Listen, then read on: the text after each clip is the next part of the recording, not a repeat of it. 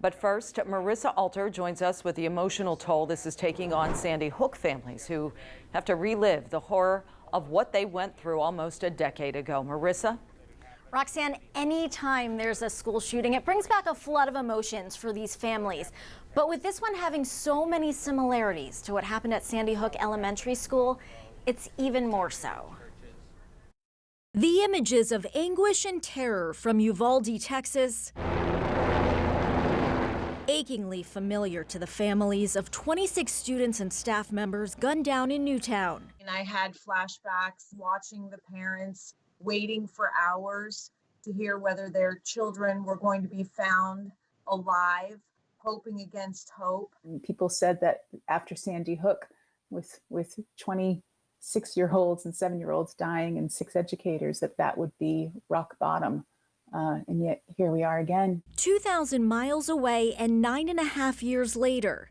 Yet it may as well have been December 14th, 2012 for survivors like former library aide Marianne Jacob.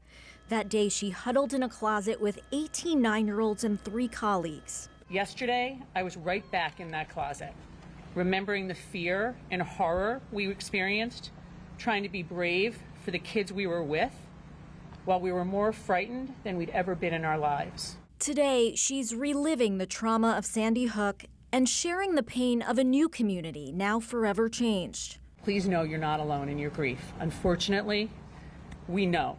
We're here for you when you're ready. Pledges to help have also poured in from the Sandy Hook parents who know firsthand the dark and long path ahead. I would say there's no wrong way to go through this process, and just to do whatever works for you and to allow the people that want to help you, and to immerse yourself in the love of your family. Some have turned their pain into purpose and say, while you never move on, you can find your way back to a place of hope, light, and even happiness.